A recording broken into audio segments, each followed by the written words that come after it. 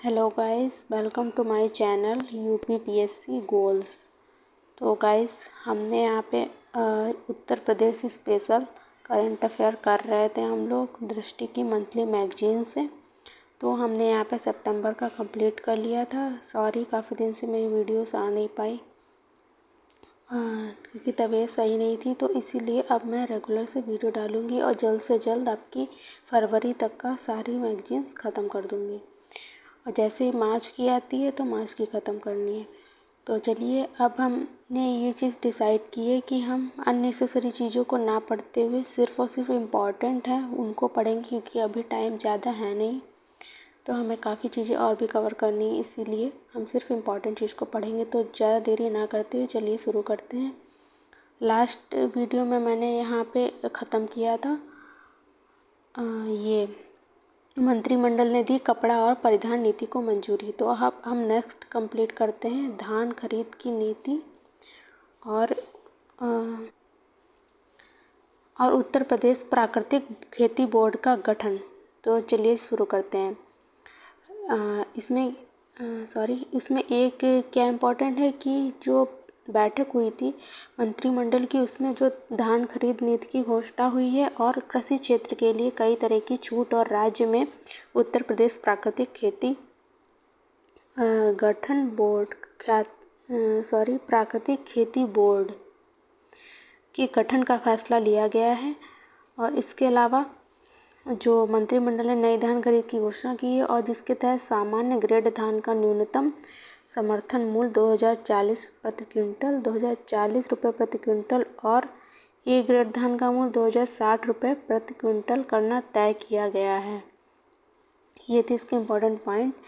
और कृषि मंत्री ने बताया कि हरदोई, लखीमपुर, सीतापुर, बरेली, मुरादाबाद, मेरठ, सहारनपुर, आगरा, अलीगढ़ और झांसी जिलों में धान की खरीदी अवधि 1 अक्टूबर से 30 जनवरी तक है। और रायबरेली, उन्नाव, चित्रकूट, कानपुर में ये 1 नवंबर से 28 फरवरी तक है।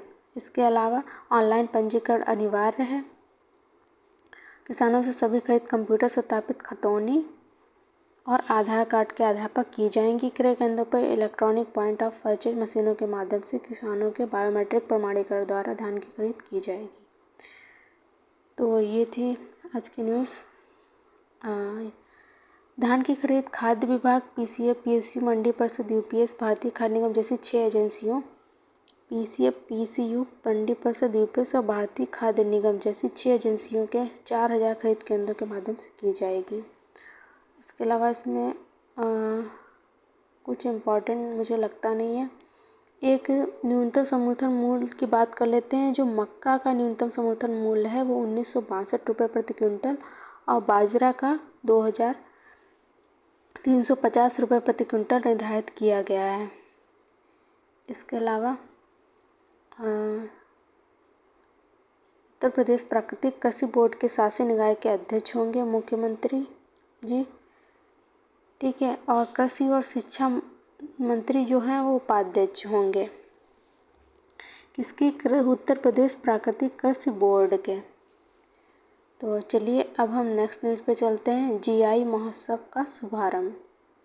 जीआई महोत्सव का शुभारंभ संसदीय कार्य राज्य मंत्री अर्जुन राम मेघवाल ने उद्योग संवर्धन और आंतरिक व्यापार विभाग की ओर से आयोजित 6 दिवसीय जीआई महोत्सव के उत्तर प्रदेश के वाराणसी के बड़ा लालपुर स्थित उत्तर प्रदेश के वाराणसी के बड़ा लालपुर स्थित दीनदयाल हस्तकला संकुल में शुभारंभ इसका किया गया है। इसके अलावा इसके प्रमुख बिंदु देख लेते हैं। जीआई महोत्सव में प्रदर्शनी में 11 राज्यों के जीआई उत्पादनों की प्रदर्शनी लगाई गई है। जीआई महोत्सव में जो 11 राज्य हैं उनके प्रदर्शनी में उनको लगाया गया है, ठीक है। और ये जीआई मान्यता प्राप्त उत्पादों के 100 स्टॉल भी लगाए गए हैं। इसके अलावा केंद्रीय संस्कृति एवं संसदीय कार्य राज्य मंत्री अर्जुन राम मेघवाल ने कहा है कि जीआई महोत्सव का उद्देश्य लोकल उत्पादों को वैश्विक स्तर पर बढ़ावा देना है। इसके अलावा मानव केंद्रित विकास का अद्भुत जो नमूना है, जो जीआई उत्पाद जो है वो मानव केंद्रित विकास का अद्भुत नमूना है और भारत को विकसित देश बनाने के लिए मानव केंद्रित विकास होना चाहिए। ज्ञातव्य है कि संघाई सहयोग संगठन एससीओ में काशी को अब ये नया पॉइंट हमें मिल गया है जो काफ़ी इम्पोर्टेंट है। क्या है? कि शंघाई सहयोग संगठन SCO में काशी को सांस्कृतिक राजधानी घोषित किया गया है। GI उत्पादों का पंजीकरण किया जा चुका है। बनारस की ठंडाई को GI के 1000वें उत्पाद के रूप में पंजीकृत कराया जाएगा।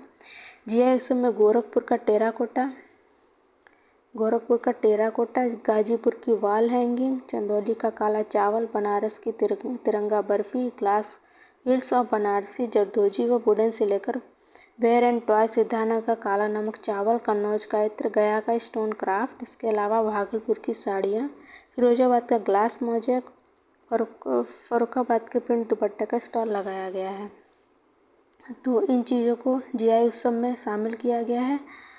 तो ये चीज़ें ये जो प्रोडक्ट हैं, एक वन डिस्ट्रिक्ट वन प्रोडक्ट के जो उत्पाद माने जाते हैं, जैसे कि महोबा का देसाबरी, बिहार का मगही पान, ये भी ODOP के अंतर्गत आता है। मधुबनी की पेंटिंग, राजस्थान की सोजत मेहंदी, कश्मीर का पश्मीना शॉल, झारखंड की कोहबर चित्रकला भी आकर्षण का केंद्र रहे हैं। अब चलते हैं अपनी नेक्स्ट न्यूज में। लखनऊ गाजियाबाद प्रयागराज में कूड़े से बनेगी CNG, यानी कि उत्तर प्रदेश के 3 शहरों में इंदौर की तर्ज पर प्रदेश के 3 शहरों में लखनऊ, गाजियाबाद और प्रयागराज में कूड़े की CNG का निर्माण के प्लांट लगाए जाने का आदेश हुआ है। इसमें उत्तर प्रदेश के 4 शहरों में गीले कचरे से CNG बनाने की तैयारी है। ठीक है, कूड़े से CNG बनाए जाने की मंजूरी के बाद लखनऊ, गाजियाबाद, प्रयागराज में PPP मॉडल पर CNG प्लांट लगाए जाएंगे, जबकि गोरखपुर कतार में, यानी कि इसके बाद गोरखपुर में भी इसकी शुरुआत होगी। इसमें रोजाना 34,000 किलो CNG बनेगी। तो इसे बनाने में रोजाना करीब 1,000 टन कचरा का इस्तेमाल होगा।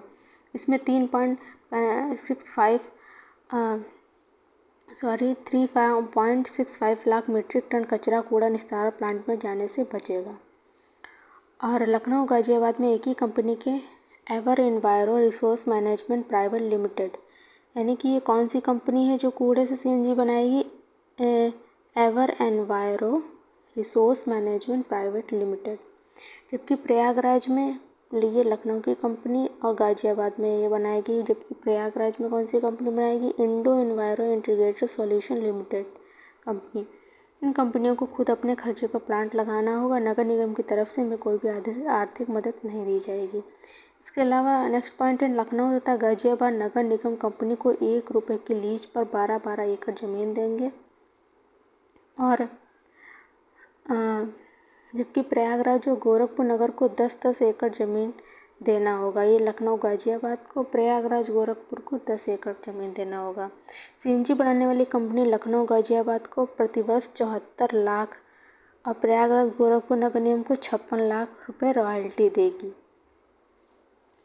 ठीक है, इसके अलावा जो लखनऊ गाजियाबाद के लिए CNG बनाने में 300 टन गीले कचरे का इस्तेमाल किया जाएगा। प्रयागराज गोरखपुर में 200 टन कचरा का इस्तेमाल होगा रोजाना। इन चारों शहरों में रोजाना 1,000 टन कचरे से 34,000 किलो CNG बनेगी। शासन की कमेटी ऑफ सेक्रेटरीज ने बताया कि जिन स्थानों पर CNG प्लांट लगाए जाएंगे वहाँ आने जाने का रास्ता नगर निगम को बनाना होगा और इसके साथ ही बिजली, पानी, मार्ग, प्रकाश व्यवस्था भी, जल निकासी और सीवर की सुविधा भी नगर निगम को देनी होगी। इस प्लांटों में प्रत्यक्ष और अप्रत्यक्ष रूप से 8,000 लोगों को रोजगार मिलेगा। CNG प्लांट से जो जैविक खाद उत्पन्न होगी उसे किसानों को दिया जाएगा। इससे गंगा राज्य के नदियों के किनारे खेती के लिए इस्तेमाल किया जाएगा और मिट्टी की उर्वरा शक्ति भी बढ़ेगी। चलिए नेक्स्ट न्यूज़ पे चलते हैं। उत्तर प्रदेश ने कपड़ा और परिधान नीति की घोषणा की, यानी कि उत्तर प्रदेश ने को कपड़ा और परिधान का उद्योग केंद्र बनाने के उद्देश्य से उत्तर प्रदेश कपड़ा और परिधान नीति की घोषणा की गई है। उत्तर प्रदेश सरकार के द्वारा इसमें मुख्यमंत्री योगी आदित्यनाथ की अध्यक्षता में हुई बैठक में इसको मंजूरी दी गई और नीति की घोषणा करते हुए सूक्ष्म लघु उद्यम मंत्री राकेश सिंचान ने कहा है कि यह नीति रोजगार प्रधान है। इसका उद्देश्य 10,000 करोड़ के निवेश से नए निवेश को आकर्षित करना है और 5 लाख नई नौकरियां पैदा करना है। इसका मुख्य उद्देश्य वैश्विक स्तर के परिधान निर्माण के केंद्र के रूप में स्थापित करना और कपड़ा उद्योग से संबंधित सभी प्रकार की इकाइयों जैसे हथकरघा, पावरलूम, कताई, बुनाई, प्रसंस्करण का सतत विकास करना है। इसके अलावा इसमें कुछ इम्पोर्टेंट है नहीं, तो चलते हैं नेक्स्ट। उत्तर प्रदेश में 15 CHC PPP मोड पर चलेंगे। यानी कि उत्तर प्रदेश के मुख्यमंत्री ब्रजेश पाठक है, जिनके पास स्वास्थ्य विभाग का प्रभार भी है। उन्होंने बताया है कि लखनऊ जिला सहित 15 सामुदायिक स्वास्थ्य केंद्र को, जो सामुदायिक स्वास्थ्य केंद्र हैं 15, उनको सार्वजनिक निजी भागीदारी, पब्लिक PPP का फुल फॉर्म होता है पब्लिक प्राइवेट पार्टिसिपेशन, इसके आधार पर चलाई जाएंगी। ठीक है, इसके कुछ प्रमुख बिंदु देख लेते हैं। उप मुख्यमंत्री ब्रजेश पाठक ने कहा है कि 24 घंटे की आपातकालीन सेवा मुफ्त प्रवेश, दवा और नैदानिक सेवाएं होंगी। चयनित सामुदायिक स्वास्थ्य केंद्रों में लखनऊ का नगरम, वाराणसी का गजोसखर, कुशीनगर का खडन, गोरखपुर का बेलाघाट, चित्रकूट का राजापुर, श्रावस्ती का 1 मिनट का हाँ, तो चयनित सामुदायिक स्वास्थ्य केंद्रों में लखनऊ का नगरम है, वाराणसी का गजोसखर है, गजोखर, कुशीनगर का खडन, गोरखपुर का बेलाघाट, चित्रकूट का राजापुर, श्रावस्ती का मलीपुर। इसके अलावा जो अलग अलग डिस्ट्रिक्ट के हैं उन्हें आप देख लीजिए। इसके अलावा इसमें कोई इंपॉर्टेंट चीज़ है नहीं। तो अब नेक्स्ट न्यूज़ पर चलते हैं। अब उत्तर प्रदेश में मेडिकल की पढ़ाई होगी हिंदी में। यानी कि जो उत्तर प्रदेश में चिकित्सा शिक्षा महानिदेशक श्रुति सिंह, उन्होंने बताया कि मध्य प्रदेश में जिस तरह से राज्य के मेडिकल कॉलेज में MBBS पाठ्यक्रम के लिए हिंदी भाषा का पाठ्य पुस्तक पेश करने सरकार ने 3 सदस्यीय पैनल का गठन किया है, उसी प्रकार उत्तर प्रदेश में भी अब MBBS की पढ़ाई हिंदी में पाठ्य पुस्तक की समीक्षा 1 मिनट का सॉरी, बीच में डिस्टर्ब हो रहा है, इसके लिए माफ़ी चाहूँगी। इसमें जैव रसायन, शरीर रचना और चिकित्सा शरीर विज्ञान शामिल है। इसके अलावा अन्य MBBS पाठ्य पुस्तकों का हिंदी में अनुवाद किया जा रहा है और 3 सदस्यीय पैनल इस अनुवाद की जांच करेगी।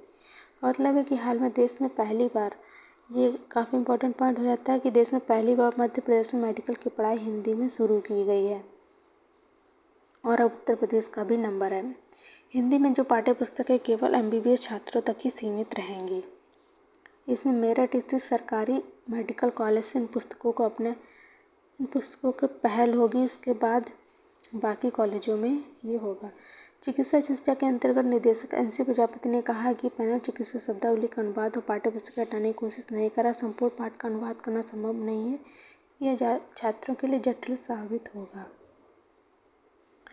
अब नेक्स्ट हमारी न्यूज है उत्तर प्रदेश दुग्धशाला विकास एवं दुग्ध उत्पादन प्रोत्साहन नीति 2022।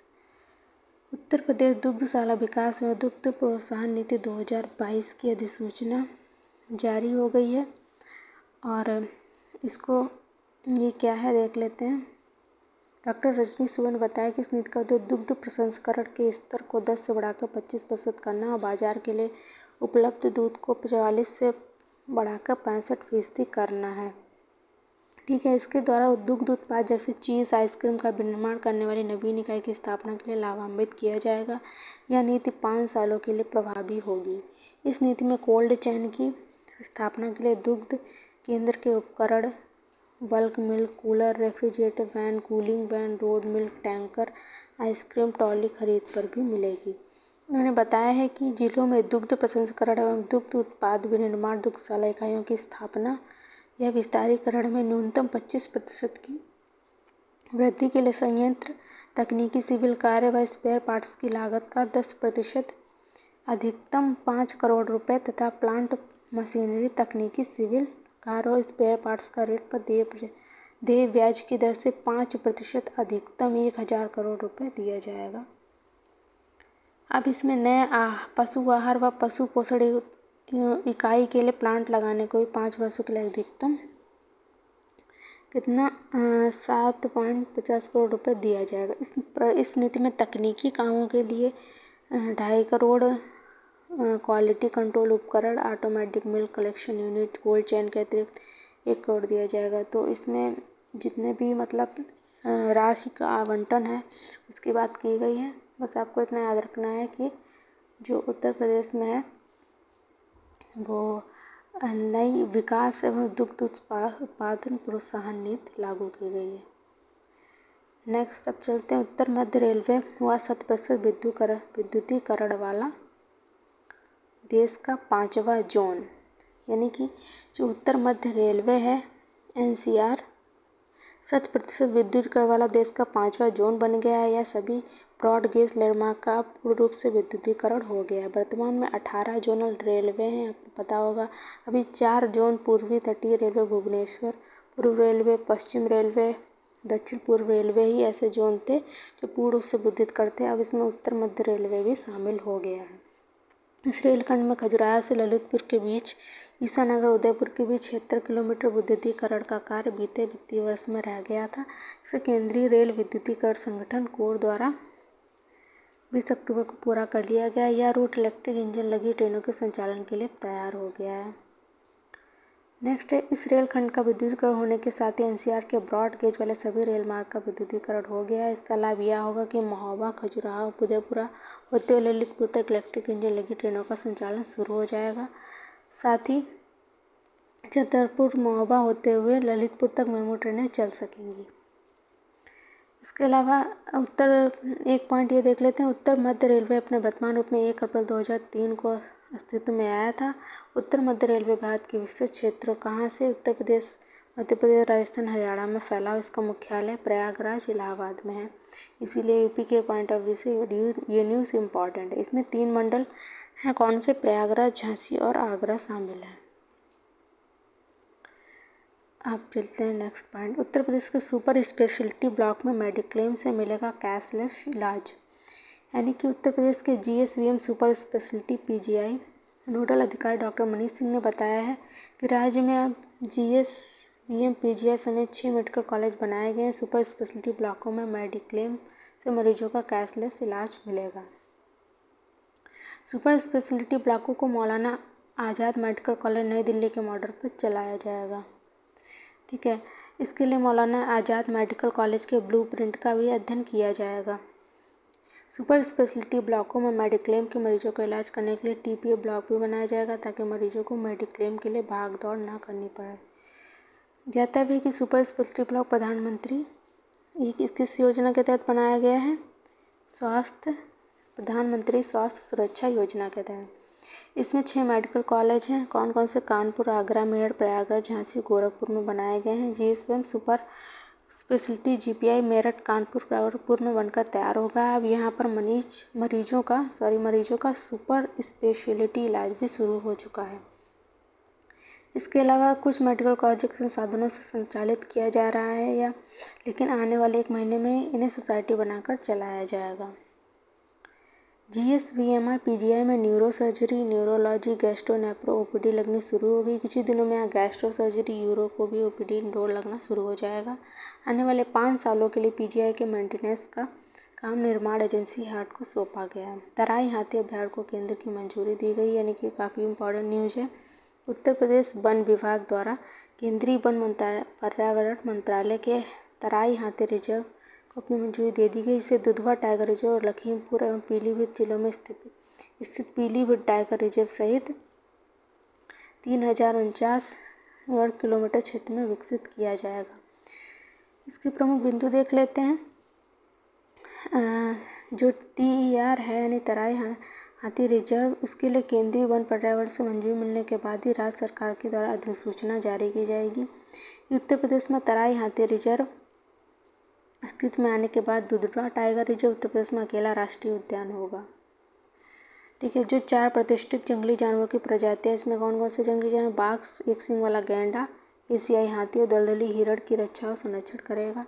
दुधवा पीलीभीत टाइगर रिजर्व के अलावा हाथी रिजर्व में किशनपुर वन्यजीव अभ्यारण्य, कतरनिया घाट वन्यजीव अभ्यारण्य, दुधवा बफर जोन और दक्षिण खीरी वन प्रभाग के कुछ हिस्से शामिल होंगे। तराई हाथी अभ्यारण्य की स्थापना वन्यजीव संरक्षण के मामले में एक मील का पत्थर साबित होगी, विशेष रूप से एशियाई हाथियों के लिए, क्योंकि यह भारत नेपाल सीमा पर स्थित है, जहां हाथियों की सीमा पार आवाजाही एक नियमित दिनचर्या है।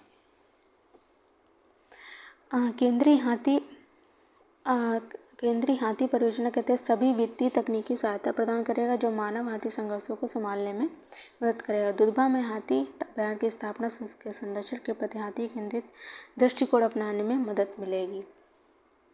इसके अलावा है, एक पॉइंट देख लेते हैं। दुधवा टाइगर रिजर्व में दशकों से विभिन्न घरेलू और सीमा पार गलियारों के माध्यम से जंगली हाथियों को आकर्षित किया गया है, जिसमें वसंत दुधवा लालझड़ी नेपाल, साथियाना शुक्ला फांटा नेपाल, ढाका पीलीभीत कॉरिडोर शामिल हैं। प्रोजेक्ट एलिफेंट के तहत तराई एलिफेंट रिजर्व इन गलियारों को पुनर्जीवित करने या बहाल करने में मदद करेगा जो खराब हो गए हैं। नेक्स्ट है नोएडा एयरपोर्ट पर देश के सबसे बड़े मेंटेनेंस, रिपेयरिंग और ओवरहॉलिंग MRO के निर्माण का रास्ता साफ। सॉरी। तो देखते हैं क्या है। जेवर में बन रहे क्षेत्रफल के हिसाब से दुनिया के चौथे सबसे बड़े एयरपोर्ट जो कि जेवर में बन रहा है। दूसरे चरण के निर्माण के लिए मार्ग पूरी तरह प्रशस्त हो गया। इसमें नोएडा एयरपोर्ट देश में सबसे बड़े मेंटेनेंस, रिपेयरिंग, ओवरहॉलिंग के निर्माण का रास्ता भी साफ हो गया है। यानी कि जो नोएडा में सबसे बड़ा मेंटेनेंस और रिपेयरिंग ओवरहॉलिंग MRO का निर्माण हो रहा था वो भी जल्दी होने वाला है। मेरे ख्याल से इस न्यूज में कुछ इम्पोर्टेंट है नहीं। ये चीज़ देख लेते हैं। सेकंड पॉइंट, क्षेत्रफल के मामले में नोएडा इंटरनेशनल एयरपोर्ट दुनिया का चौथा सबसे बड़ा एयरपोर्ट होगा। इसके पहले किंग फहद इंटरनेशनल एयरपोर्ट सऊदी अरब, Denver International Airport, Dallas International Airport America, 3 airport ही क्षेत्रफल के मामले में सबसे बड़े हवाई अड्डों में शुमार थे। हालांकि रनवे के मामले में दूसरे अन्य एयरपोर्ट बड़े हैं। यहाँ कुल 5 रनवे बने हैं।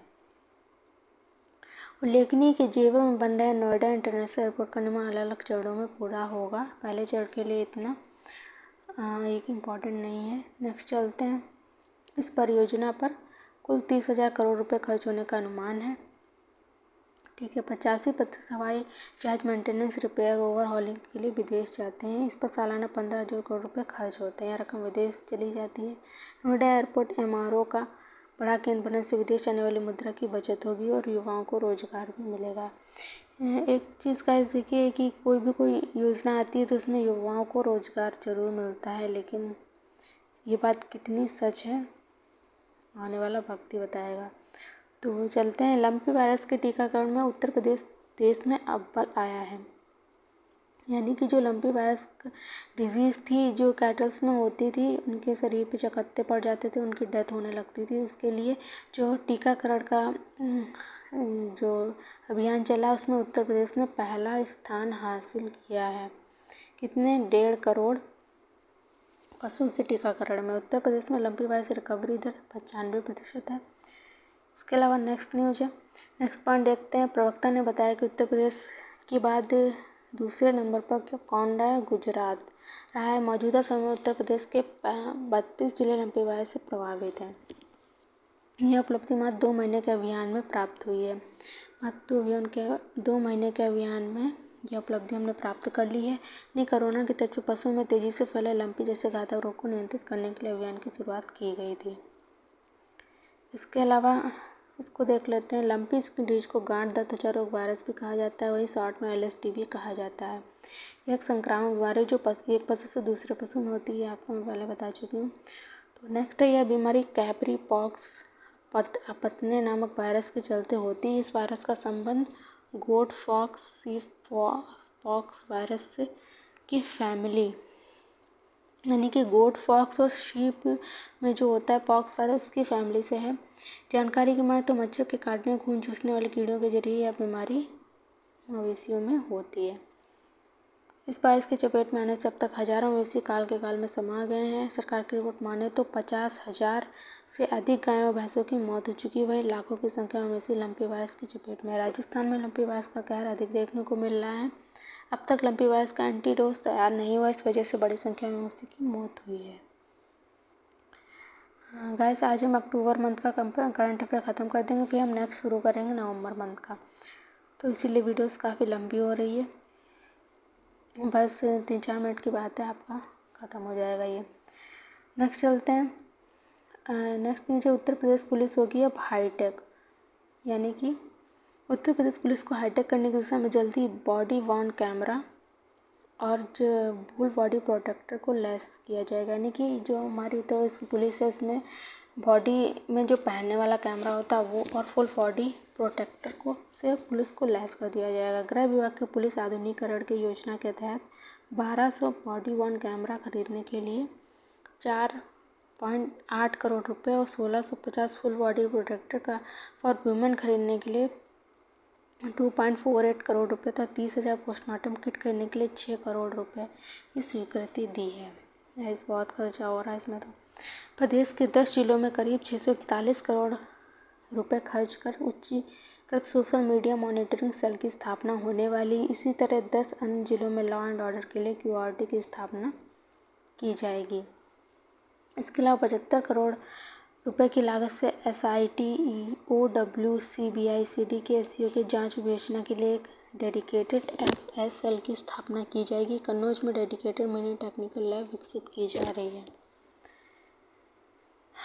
लास्ट पॉइंट देखते हैं कि प्रदेश के सभी 15 स्वीकृत थानों में साइबर हेल्प डेस्क की स्थापना हो चुकी है। प्रदेश के सभी 18 परिक्षेत्रीय साइबर थानों में प्रशासनिक भवन निर्माण संबंधी प्रक्रिया भी शुरू कर दी गई है। इसमें वाराणसी, झांसी, बस्ती, अलीगढ़, आजमगढ़, गोरखपुर, बांदा के लिए संस्था भी नामित कर दी गई है। सेकेंड लास्ट पॉइंट देखते हैं NCRB की ओर से विकसित क्राइम्स इन वीडियोग्राफी में ऐप के पहले चरण मुजफ्फरनगर, बाराबंकी, अलीगढ़ में शुरू किया गया तथा प्रदेश के अन्य जिलों में इसे लागू करने की योजना बना ली गई है। नेक्स्ट न्यूज़ है प्लास्टिक कचरा उत्सर्जन में उत्तर प्रदेश 8वें स्थान पर आया है। यानी कि जो प्लास्टिक अल्टरनेटिव रिपोर्ट 2022 के अनुसार प्लास्टिक कचरा उत्सर्जन मामले में उत्तर प्रदेश 8वें स्थान पर है।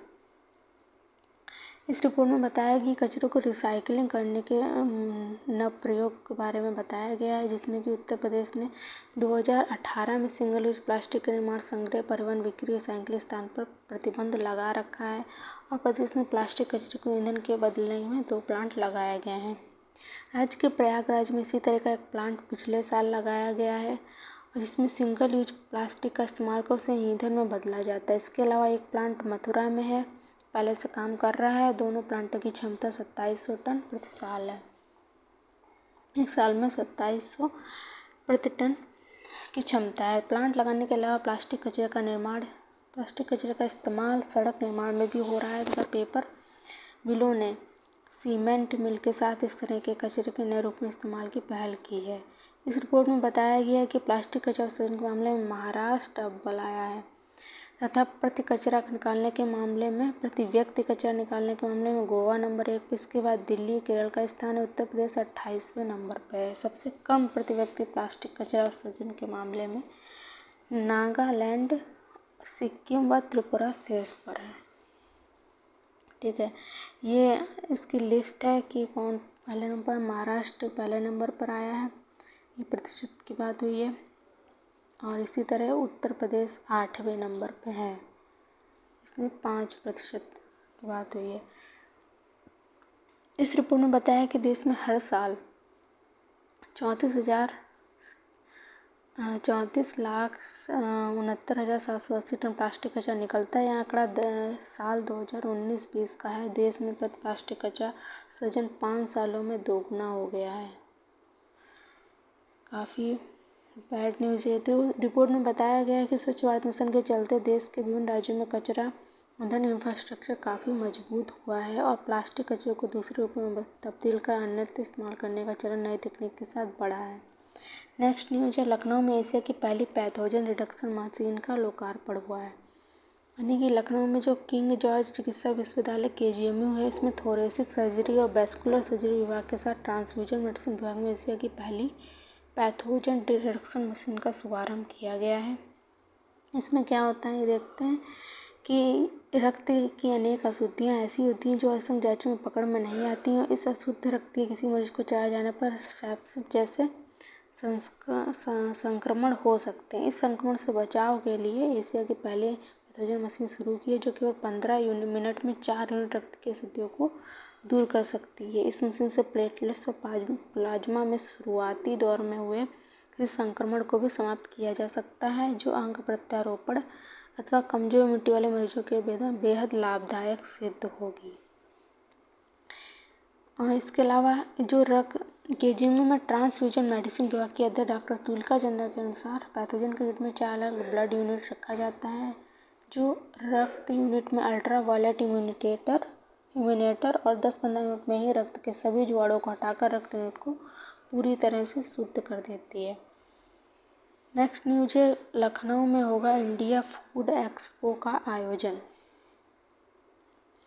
यानी कि वाराणसी में मलदहिया स्थित विनायक प्लाजा में इंडियन स्टेट एसोसिएशन की बैठक में ये बताया गया है कि लखनऊ के इंदिरा गांधी प्रतिष्ठान में इंडिया फूड एक्सपो का आयोजन होगा। दीपक बजाज ने बताया कि इंडिया फूड एक्सपो का आयोजन 3 दिवसीय होगा और इसमें फूड प्रोसेसिंग के जुड़े उद्यमियों को इससे संबंधित जानकारी दी जाएगी। इसमें पूर्वांचल समेत उत्तर प्रदेश के 45 शहरों में से 100 से अधिक उद्यमी हिस्सा लेंगे।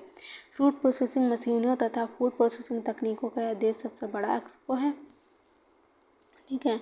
और इसमें बनारस समेत आसपास के जिलों से भी होटल उद्यमी, रेस्टोरेंट संचालक, उत्पादों के निर्माता भाग लेंगे। इसमें विभिन्न स्टॉल लगाए जाएंगे जिसमें देश विदेश के फूड प्रोसेसिंग टेक्नोलॉजी मशीनों पर हुए इनोवेशन को भी शामिल किया जाएगा।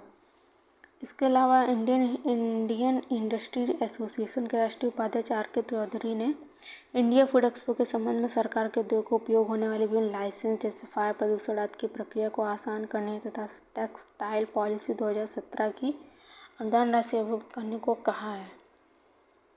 नेक्स्ट न्यूज पे चलते हैं। गंगा उसकी सहायक नदियों का कायाकल्प कर रही है राज्य सरकारें। यानी कि सार्वजनिक निजी भागीदारी को बढ़ाकर गंगा की सहायक नदी पर उचित सीवरेज बुनियादी ढांचे के निर्माण में संलग्न और सर्कुलर वाटर इकोनॉमी मॉडल, कीचड़ और सेप्टेज प्रबंधन पर सरकार जोर दे रही है। इसके अलावा इसमें क्या इम्पोर्टेंट है वो देखते हैं कि सितंबर 2022 से दिसंबर 2022 तक केवल 4 महीने में राज्य में कुल 8 परियोजनाएं पूरी की जाएंगी। इन परियोजनाओं में 59 करोड़ रुपए की लागत से प्रयास के नैनी, फाफा और झूसी के लिए 72 MLD क्षमता के 3 STP सीवेज ट्रीटमेंट प्लांट में शामिल है। इसी प्रकार कानपुर में भी, और ये इसके अलावा कुछ इम्पोर्टेंट नहीं लग रहा है इसमें। तो चलिए देखते हैं। केंद्र सरकार ने लास्ट पॉइंट है, थर्ड लास्ट है। वर्ष 2014 में 2022 के दौरान तुलनीय स्थानों सभी स्थानों पर स्नान करने के लिए जल गुणवत्ता मानदंड को पूरा किया गया, जहां 20 में से 16 जगहों पर डिसॉल्व ऑक्सीजन में सुधार हुआ। वहीं 20 में से 14 जगहों पर BOD और 20 में से 18 जगहों पर FCA क्या है गाइस पता नहीं। केंद्र सरकार ने पहले कहा था 2014 से पहले प्रयागराज के लिए स्वीकृत कोई भी सीवरेज इंफ्रास्ट्रक्चर परियोजना पूरी नहीं हुई थी। राष्ट्रीय स्वच्छ गंगा मिशन NMCG द्वारा, ये कोई इम्पोर्टेंट नहीं मुझे लग रहा है। तो चलिए नेक्स्ट न्यूज है। उत्तर प्रदेश भारत में शीर्ष इथेनॉल उत्पादक बनने के लिए तैयार हो गया है। यानी कि जो हमारे संजय भूसरेड्डी हैं, उन्होंने बताया है कि उत्तर प्रदेश शीर्ष इथेनॉल उत्पादक बनने के लिए तैयार हुआ है। राज्य में उद्योग का आकार 12,000 करोड़ रुपए को पार कर गया है। इसके अलावा उन्होंने ये बताया कि उत्तर प्रदेश इथेनॉल क्षमता 2 अरब प्रति लीटर वर्ष में आंकी गई है, जो 5 साल पहले 240 मिलियन लीटर प्रति वर्ष से लगभग 8 गुना अधिक है। राज्य की इथेनॉल क्षमता जो है 25 अरब लीटर प्रति वर्ष पहुंचने की उम्मीद है। इसके अलावा राज्य सरकार को लाभकारी मूल्य प्रदान करने और क्षेत्र को चीनी बाजार की चक्रीय प्रकृति से बचाने के लिए गन्ने की फसल को एक आकर्षक इथेनॉल मूल्य श्रृंखला के साथ एकीकृत करने का प्रयास कर रही है। इसके अलावा यहाँ पे क्या इम्पोर्टेंट है देखते हैं। 5 निजी मिलें चीनी का उत्पादन किए बिना सीधे गन्ने के रस से इथेनॉल का निर्माण करेंगी। इसके अलावा 71 अन्य मिलों बी हैवी शीरे इथेनॉल से बी हैवी मोलेसेस से इथेनॉल का उत्पादन करेंगी। इसी बीच